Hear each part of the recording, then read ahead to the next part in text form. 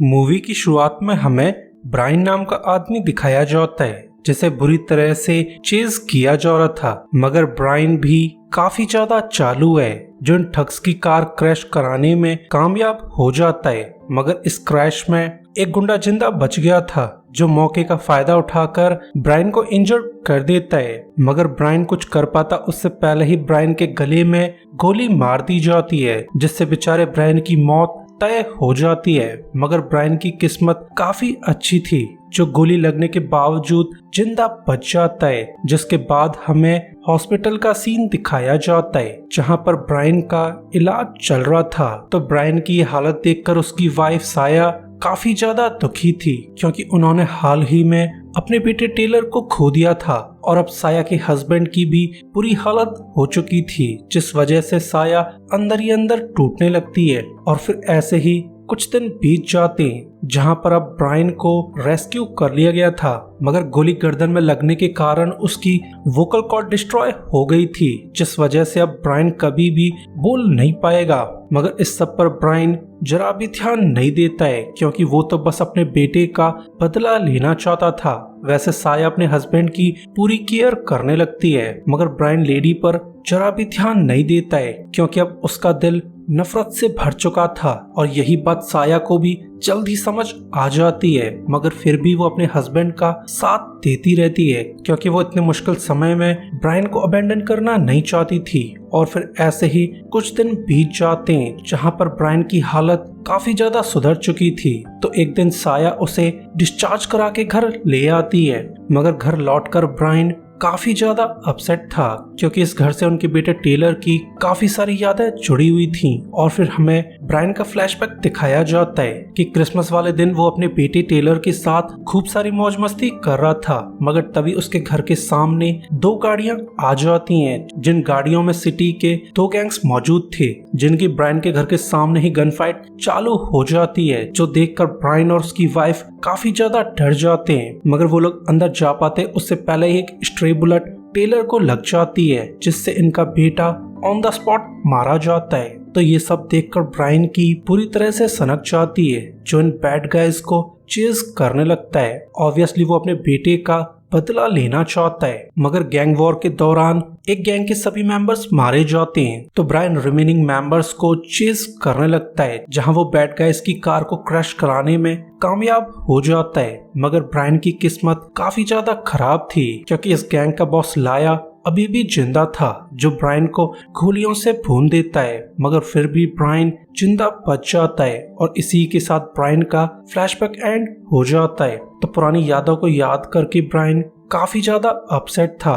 क्योंकि वो अपने बेटे को कभी भी भुला नहीं सकता है। और फिर ऐसे ही कुछ दिन बीत जाते हैं जहां पर ब्रायन अपने बेटे को याद करके काफी ज्यादा दुखी रहा करता था, मगर उसकी ये हालत साया से देखी नहीं जाती है। तो वो अपने हस्बैंड का मूड ठीक करने की कोशिश करने लगती है, मगर ब्रायन लेडी पर जरा भी ध्यान नहीं देता है क्योंकि वो तो बस अपने बेटे का बदला लेना चाहता था। मगर काफी छानबीन के बाद भी उसे बैड गाइज के क्लूज नहीं मिल पाते हैं। तो वो कुछ सोचकर एक दिन पुलिस स्टेशन चला जाता है जहां पर उसकी मुलाकात डिटेक्टिव वेसल से होने वाली थी, मगर ऑफिसर के आने से पहले ही ब्रायन को गैंग मेंबर्स की डिटेल्स मिल जाती हैं जिनके फोटोज लेकर ब्रायन यहाँ से चुपचाप निकल जाता है क्योंकि वो इस केस में पुलिस की हेल्प लेना नहीं चाहता था। ऑब्वियसली वो टेलर के कातिलों को ऊपर पहुंचाना चाहता है, मगर ये काम इतना भी आसान नहीं होने वाला था। तो वो आने वाली फाइट के लिए अपने आप को ट्रेन करने लगता है, मगर अब उसकी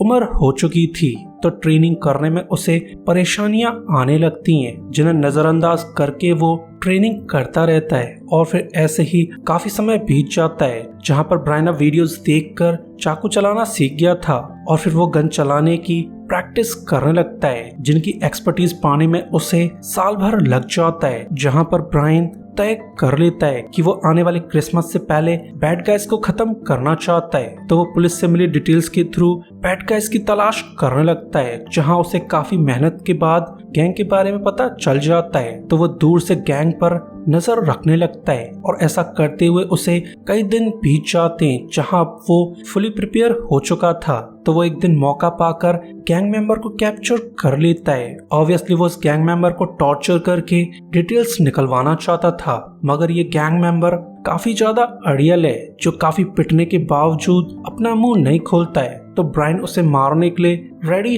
हो जाता है, मगर ठग काफी ज्यादा चालू था, जो अपने आप को आजाद कराकर भागने की कोशिश करने लगता है। मगर ब्रायन सुपर सोल्जर बन चुका था, जो बड़ी आसानी से इस ठग को कूट देता है। तो वो ठग हार मानकर ब्रायन को गैंग की सारी डिटेल्स दे देता है, जिनसे ब्रायन को गैंग के सभी अड्डे और टेरिटरीज के बारे में पता चल जाता है कि कहां कहां पर गैंग मेंबर्स ऑपरेट किया करते हैं। तो वो अपनी आखिरी लड़ाई के लिए रेडी हो जाता है, मगर इससे पहले वो पुलिस के लिए एक फेवर करना चाहता था।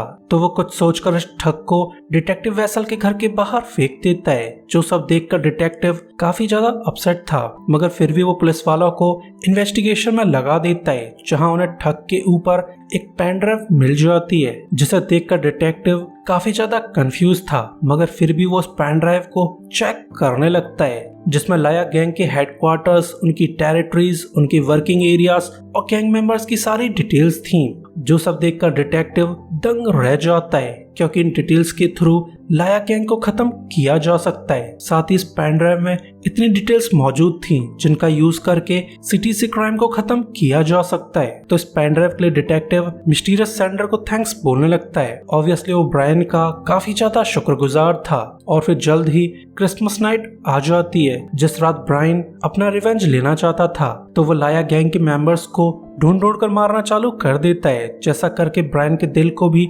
शांति मिलने लगती है। और फिर जल्द ही इस बारे में लाया को भी पता चल जाता है, क्योंकि उसके लिए ब्रायन ने एक पार्सल भिजवा दिया था, जिसे देखकर लाया काफी ज्यादा डर जाता है, क्योंकि इसके अंदर गैंग मेंबर्स की उंगलियां मौजूद थीं। तो ये सब देखकर लाया को समझ आ जाता है कि राइवल गैंग उससे पंगा लेना चाहता है। तो वो वॉर लड़ने के आदेश दे देता है। ऑब्वियसली लाया को एहसास नहीं हुआ था कि उसके आदमियों को मारने के पीछे किसी गैंग के बजाय ब्रायन का हाथ था। जिसके बाद हमें कुछ घंटों बाद का सीन दिखाया जाता है, जहां लाया और उसके राइवल गैंग के बीच तगड़ी गन फाइट चालू हो जाती है, जिसमें काफी सारे लोग मारे जाते हैं। मगर ये फाइट रुकने के बजाय और भी ज्यादा धांसू होती जा रही थी, और यही सब तो ब्रायन देखना चाहता था। जिस मौके का फायदा उठाकर ब्रायन दोनों तरफ के गुंडों को मारना चालू कर देता है। ऑब्वियसली वो सिटी से सभी गुंडों को खत्म करना चाहता है, मगर इस समय ब्रायन को एहसास नहीं हुआ था कि एक गुंडे ने उसकी वीडियो बना ली थी,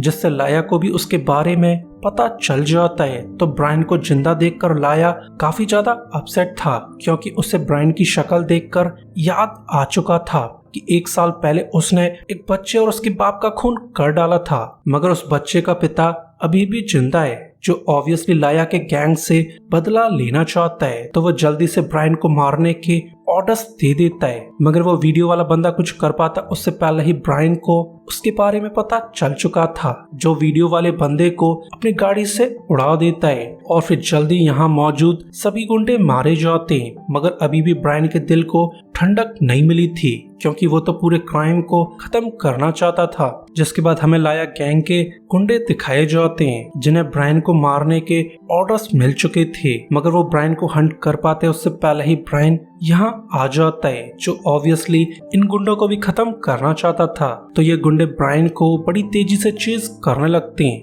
जिससे इन लोगों के बीच गनफाइट चालू हो जाती है। मगर ब्रायन तो अब सुपर सोल्जर बन चुका था, जो एक एक करके बैड गाइज को ऊपर पहुंचाने लगता है। साथ ही काफी मेहनत के बाद ब्रायन बैड गाइज की कार को क्रैश कराने में कामयाब हो जाता है। तो ये सब देखकर ब्रायन को तसल्ली मिलने लगती है, क्योंकि अब सिटी के ज्यादातर गुंडे मर चुके थे और अब बस लाया गैंग के बेस को रेड करना रह गया था, जो काम इतना भी आसान नहीं होने वाला है। वही पुलिस वालों को भी इस हंट के बारे में पता चल चुका था, जो पूरी सिटी में नाकाबंदी करना चाहते थे। मगर डिटेक्टिव वेसल पुलिस को पीछे हटने की ऑर्डर्स दे देता है, क्योंकि उसे एहसास हो चुका था कि लाया गैंग ने किसी खतरनाक आदमी से पंगा ले डाला है, जो अब गैंग को खत्म करना चाहता है। तो वो बिना वजह पुलिस को इस केस में पड़ने देना नहीं चाहता है, क्योंकि इस गैंग वॉर में पुलिस वाले भी मारे जा सकते हैं। मगर डिटेक्टिव कुछ सोचकर लाया गैंग के बेस जाने लगता है, क्योंकि वो भी इस मिस्टीरियस किलर का साथ देना चाहता था। वहीं अब लाया को भी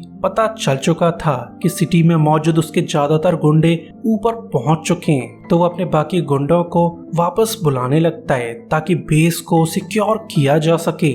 मगर ब्रायन ने गुंडे का फोन चुरा लिया था जिससे उसे लाया गैंग का प्लान पता चल जाता है। तो वो एक गुंडे का वेश बनाकर उनकी गाड़ियों को पीछा करने लगता है। ऑब्वियसली वो एक गुंडा बनकर बेस में एंटर करना चाहता था, मगर बेस में एंटर करते ही ब्रायन को पहचान लिया जाता है जिससे इन लोगों के बीच तगड़ी कन्फाइट चालू हो जाती है। मगर ब्रायन काफी ज्यादा चालू था जो गैस टैंक में गोली मारकर इनकी कार को ब्लास्ट कर देता है जिसमें गैंग के काफी सारे मेंबर्स मारे जाते हैं। मगर अब बिल्डिंग में मौजूद सभी गैंग मेंबर्स अलर्ट हो चुके थे जो जल्दी जल्दी नीचे की तरफ आने लगते हैं। मगर ब्रायन को इस सब से जरा भी फर्क नहीं पड़ता है जो ऊपर जाते हुए गैंग मेंबर्स को भी ऊपर पहुंचाने लगता है। और फिर ऐसे ही भयंकर फाइट चलती रहती है जहां ब्रायन ने बहुत सारे गुंडों को मार दिया था, मगर ये गुंडे तो खत्म होने का नाम ही नहीं ले रहे थे। और रही बात लाया की, वो तो अपनी नशेड़ी गर्लफ्रेंड के साथ मौज मस्ती कर रहा था, जैसे उसे इस मारकाट से जरा भी फर्क नहीं पड़ता है। ऑब्वियसली ये दोनों नशे में टल होकर नाच गाना कर रहे थे। वहीं अब पुलिस डिटेक्टिव भी यहाँ आ चुका था जो ऑब्वियसली ब्रायन की हेल्प करना चाहता है, मगर ब्रायन तक पहुंचने से पहले ही उसे नोटिस कर लिया जाता है जहां डिटेक्टिव अपनी स्किल्स का यूज करके काफी सारे गुंडों को ऊपर पहुंचा देता है। वही ब्रायन ने भी ज्यादातर गुंडों को खत्म कर दिया था, मगर वो लाया के रूम तक पहुंच पाता उससे पहले ही लाया का सेकंड कमांड यहाँ आ जाता है जो कि दिखने में हट्टा कट्टा बैल था। तो वो ब्रायन को अच्छे से कूटने लगता है जिससे इन दोनों के बीच तगड़ी फाइट चालू हो जाती है। ऑब्वियसली इसमें ज्यादातर ब्रायन पिट रहा था, मगर जो भी हो ब्रायन इस मूवी का हीरो है जो मौके का फायदा उठाकर इस बंदे को ऊपर पहुंचा देता है। और अब तक पुलिस डिटेक्टिव भी यहाँ आ चुका था जो ब्रायन को इशारा करने लगता है कि मैं तुम्हारी हेल्प करना चाहता हूँ। तो फिलहाल के लिए ब्रायन को उस पर भरोसा हो जाता है, मगर वो लाया के ऑफिस में जा पाते उससे पहले ही लाया की गर्लफ्रेंड यहाँ आ जाती है जो फुल नशे में धुत होकर इन पर गोलियां चलाने लगती है जिससे डिटेक्टिव और ब्रायन इंजर्ड हो जाते हैं और अब इनकी हालत बद से बदतर हो चुकी थी।